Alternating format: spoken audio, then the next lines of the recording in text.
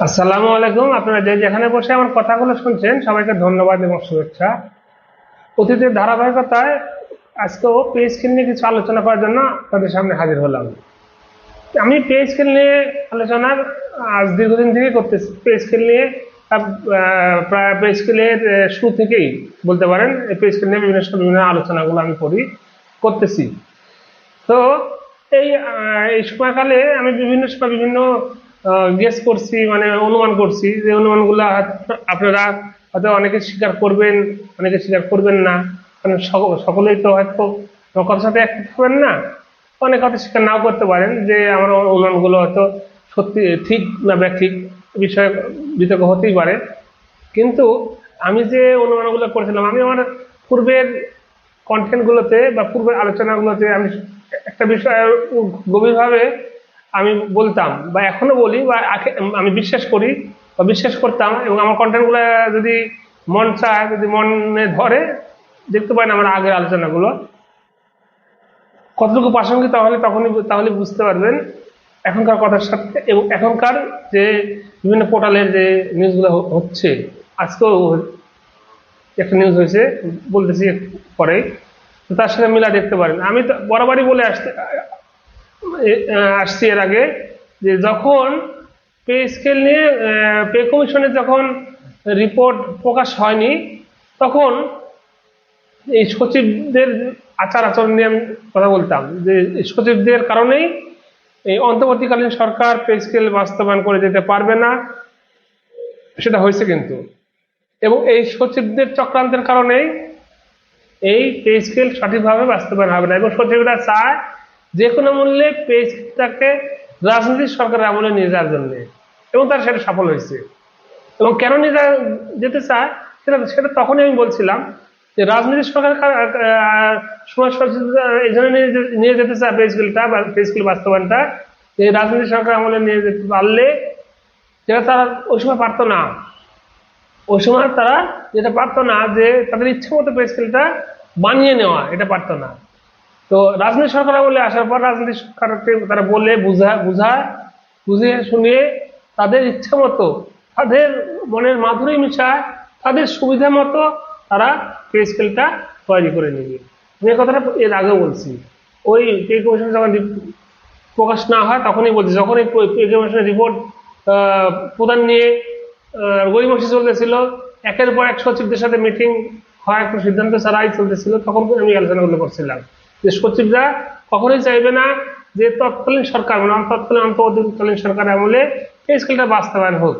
এবং দেখেন তারা হতে দেয়নি, বিভিন্ন ভাবে ছলে বলে কৌশলে এটা ডিলে করাইছে। এবং ওই তৎকালীন সরকারের আমলে, তৎকালীন অন্তর্বর্তীকালীন সরকারের আমলে তারা এই স্কেলটা বাস্তবায়ন করতে দেয়নি। এখন তখনই বলছিলাম, তাহলে রাজনৈতিক সরকার আমলে আসলে তাদের সুবিধা হবে, তারা তাদের মতো করে নেবে। দেখেন এখন আমার এই কথাটা মিলে যাচ্ছে। কিভাবে মিলে যাচ্ছে? আজ 3 তারিখ, 3 তারিখ ডেইলি ক্যাম্পাসে একটা নিউজ প্রকাশিত হয়েছে। স্কিল নিয়ে আন্দোলনের আব্দুল মালিক সরকার নামে একজন সরকারি কর্মকর্তা আছে, তার একটি বিবৃতি প্রকাশ করছে, যে তার যে মানে ইয়ে আর কি হতাশার সরে কথাবার্তা বলছে। জিনিসটি এমন যে সর্বনিম্ন বেতন 14 থেকে 15 হাজার টাকা হতে পারে, কিন্তু সর্বোচ্চ বেতনটা 1,40,000 থেকে 60 হতে পারে। অর্থাৎ নিচের দিকে ব্যাপক কাটছাট হবে, কিন্তু উপরের দিকে সেই তুলনায় কাটছাট হবে না। এখানেই সচিবদের চক্রান্ত সফল। পে কমিশন যে রিপোর্ট দেয় সেই রিপোর্ট হুবহু বাস্তবায়ন হয় না, সেখানে কাটছাট হয়, সেটা আমরাও জানি, হবে না, হয় না। কিন্তু কাটছাট যেটা হয়, যে রেশিওটা হয়, সকল গেটেই তো হওয়ার কথা। সেটি আপনি সচিবদের কাটছাট করবেন এক রেশিওতে, আর কর্মচারীদের কাটছাট করবেন এক রেশিওতে। 20,000 টাকার গেট যদি আপনি 5,000 টাকা বা 4,000 টাকা কমান, বা তাহলে ওই শতাংশ হারে আপনার তো এটা কমানো উচিত, সচিবদের মানে উপর গেট গুলো তো কমানো উচিত। তা কিন্তু কমবে না। সর্বোচ্চ বেতন যেটা শোনা যাচ্ছে, যে সর্বোচ্চ বেতন 1,40,000-এর আশপাশেই হবে, 1,40,000-50 এরকমই হবে। তাহলে ওই যে বলছিলাম যে সচিবদের চক্রান্ত শেষ পর্যন্ত পে স্কেল নিয়ে, আমি আজকের আলোচনার শিরোনামটা এইটাই রাখছি যে পে স্কেল নিয়ে শেষ পর্যন্ত সচিবদের চক্রান্তই সফল হলো, এবং সেটাই সচিবদের চক্রান্তটাই বাস্তবায়ন হতে যাচ্ছে, সচিবরাই সফল। এবং এই জন্যই তারা তৎকালীন অন্তর্বর্তীকালীন সরকারের আমলে পে স্কেলটা বাস্তবায়ন হতে দেয়নি, ছলে বলে কৌশলে তারা বাস্তবায়নটা আটকে দিয়েছিল। তার সাথে কিছু অন্তর্বর্তীকালীন সরকারের কিছু উপদেষ্টার সাথে জড়িত ছিল। যাই হোক, সেটা হয়নি সেটা বলে লাভ নাই, এবং আমাদের পে স্কেলের ভাগ্য এখন এখানেই ঝুলে আছে। সচিবরা তারা তাদের রাজনীতি সরকার আমলে যেটা হয়, সচিবদের মানে আধিপত্য, রাজনীতি সরকারের মন্ত্রী মন্ত্রী এমপি যারা থাকে তারা তো সচিবদের বাইরে গিয়ে কথা বলার মতো, আমাদের দেশের এমপি মন্ত্রীরা কথা বলার মতো সৎস্পর্শ খুব কম এমপি মন্ত্রী আছে। তো তার সচিবরা বোঝাশোনা তাদের যে ভাগের যেটা তারা সেটা ঠিক মানে মনের মতো করে, মনের মাধুরী মিশায় রং চং দিয়েই তারা তাদেরটা করে দিচ্ছে। এবং এখানে আমাদের দেশের সচিবদের মন মানসিকতা, উদারতা পরিচয় পাওয়া যায়। তারা যে আসলে অনেক উপর পর্যায়ে, অনেক বড় চাকরি, অনেক আভিজাত্য নিয়ে বসবাস করলেও তাদের মনটা যে অনেক ছোট, তাদের মনের ভিতরে যে কোনো আভিজাত্য নাই, তাদের মনের ভিতরে যে আসলে উদারতার লেশপত্র নাই, এটা কিন্তু আবারও প্রমাণিত হতে যাচ্ছে। একজন নিম্ন পদস্থ কর্মচারী কয় টাকা ইনকাম করে, একটি সচিব কয় টাকা ইনকাম করে। তো সেখানে একজন সচিব ষড়যন্ত্র করে একজন তার অধীনস্থ একজন মানে অফিস সহায়কের বেতন কমায় দিচ্ছে। একজন অফিস সহায়ক তো এক সচিবের আন্ডারেই অধীনস্থ। রক্ষক যদি ভক্ষক হয় তাহলে রক্ষা করবে কে? তো তাদের বেশি লাগে, তাদের উদারতা কম, তারা পায় বেশি, তাদের উদারতা কম। তারা পায় বেশি কিন্তু তাদের মন মানসিকতা ছোট, তারা আরো বেশি চায়, তারা এই জন্য তাদের আরো বেশি দরকার।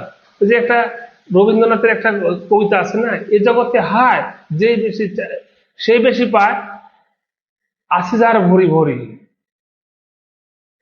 এ জগতে হায় সেই বেশি চায়, আসে যার ভরি ভরি, রাজার হস্ত করে সমস্ত কাঙালির ধন চুরি।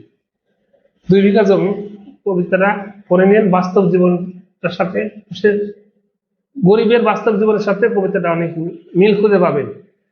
তো যেখানে আলোচনা ছিলাম যে সচিবদের চক্রান্তই শেষ পর্যন্ত সফল হতে যাচ্ছে, এবং নিম্ন পদস্থ কর্মচারী যারা আছে তারা তাদের দুঃখ দুর্দশা যে তিমিরে ছিল সেই তিমিরেই রয়ে গেল, তাদের সংসারের টানাপোড়েন যেখানে ছিল সেখানে থেকে গেল, তাদের অধিকার যেখানে চাপা পড়েছিল সেখানেই চাপা থেকে যাচ্ছে, তাদের কথা কেউ বলে না। দেখেন, পে কমিশন যখন কাজ করতেছিল তখন কিন্তু সমাজের বিভিন্ন স্তরের লোকজনের সাথে কথা বলে একটা কমিশন একটা রিপোর্ট প্রদান করছিল যে এই পরিমাণ হলে, এই পরিমাণ বেতন যদি সরকার প্রদান করে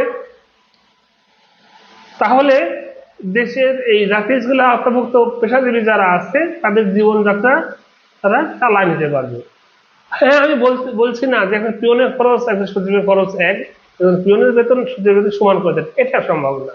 কারণ লিভিং অফ স্ট্যান্ডার্ড অবশ্যই কম বেশি আছে, সেখানে কম বেশি হবে, উঁচু এবং নিচু হবে, প্রয়োজনীয়তা সবার একরকম না। যদি বললাম লিভিং অফ স্ট্যান্ডার্ড সচিবের আর একজন পিওনের একরকম হয় না, হবেও না, তো সেক্ষেত্রে অবশ্যই কম বেশি হতে হবে। তাই বলে এভাবে তো এটা তো ঠিক না। আপনার হাতে ক্ষমতা আছে দেখে আপনি আপনার মতো করে নেবেন আপনারটা, আর আরেকজনটা আপনি দিতে গেলে আপনি তখন মাথা ব্যথা শুরু হবে, এটা তো ঠিক না।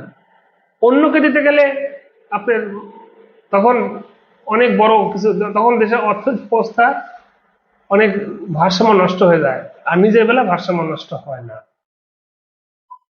অন্যের বেলা খুব বড় বড় কথা চলে। তো যে কথাটা বলতেছিলাম, তো কমিশন বিভিন্ন স্তরের কর্মচারী বিভিন্ন পেশাজীবীর সাথে আলোচনা করে একটা রিপোর্ট প্রদান করছিল। এখন যারা বাস্তবায়নের দায়িত্ব যারা পড়ছে যে সচিব কমিটি, তখনই বলছিলাম যে বাস্তবায়নের দায়িত্ব তো সচিব কমিটির হাতে পড়বে। তো তারা তাদেরও কি উচিত না যে বিভিন্ন সকল পেশাজীবীদের সাথে না হলেও অন্তত কিছু পেশাজীবীদের সাথে, কিছু নিম্ন পদস্থ কর্মকর্তা কর্মচারীদের সাথে আলোচনা করে বাস্তবায়ন রূপরেখাটা চূড়ান্ত করা? আমি একপাক্ষিক যদি বাস্তবায়নের দিকে যাই তাহলে কি হয়? তাহলে এটা তো চাপায় দেওয়া হয়ে গেল, তাই না? তাহলে কমিশন রিপোর্ট করার দরকার কি ছিল? তাহলে শুরু থেকেই সচিব কমিটি নিয়ে একটা কমিশনের রিপোর্ট মানে একটা পে স্কেল হাতে ধরা দিতে পারতেন। অথচ এই পে কমিশন করে এতগুলো টাকা পয়সা রাষ্ট্রের টাকা নষ্ট করার দরকার ছিল, কি দরকার ছিল? এবার কমিশনের রিপোর্ট করে তো অনেকগুলো টাকা নষ্ট করলেন। তাহলে কমিশনের রিপোর্ট 6 মাসের আগে তারা দিল না, কারণ 6 মাসের আগে দিলে তারা 6 মাসের বেতন ভাতা পাবে না, এই লোভে পড়ে তারা 6 মাসের আগে রিপোর্টটা দিল না।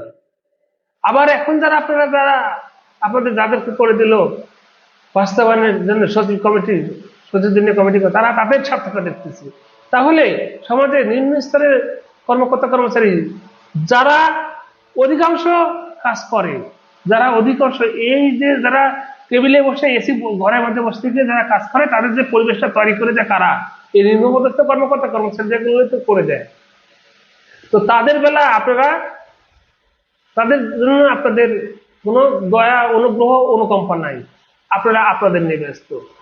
যেটা বলতেছিলাম, সচিব কমিটির উচিত ছিল না, বা যারা বাস্তবায়নের দায়িত্ব আছে তারা এই কিছু পেশাজীবীর সাথে আলাপ আলোচনা করে তাদের মনের ভাবটা কি? বাস্তবায়ন আপনি তাদের কথা শুনে নাই করতে পারেন, কিন্তু তো সেখানে তো তাদেরকে ডাকলে তাদের খুশি হতো, তারা তাদের মনের ভাবগুলো প্রকাশ করতে তো পারত। তা তো আপনারা করবেন না। আপনারা যাদেরকে দায়িত্ব দিচ্ছেন, সরকার ব্যবস্থা যাদেরকে দায়িত্ব দিচ্ছে, তারা তাদের মতো করে করতেছে, কিভাবে তারা উপকৃত হবে সেভাবে করতেছে।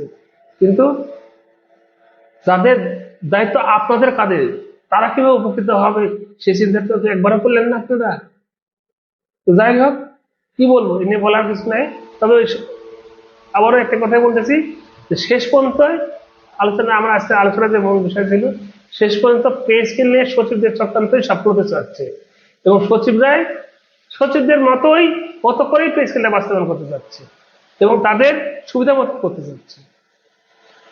তো আজকের আলোচনা যা করলাম, তো অনেকের পছন্দ হতে পারে, অনেকে বিশ্বাস হতে পারে, অনেকে বিশ্বাস নাও হতে পারে, তবে যেটা বললাম এটাই হতে যাচ্ছে।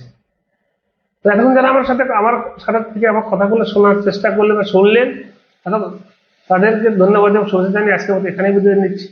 Thanks for watching. Until then, আল্লাহ হাফিজ, ধন্যবাদ।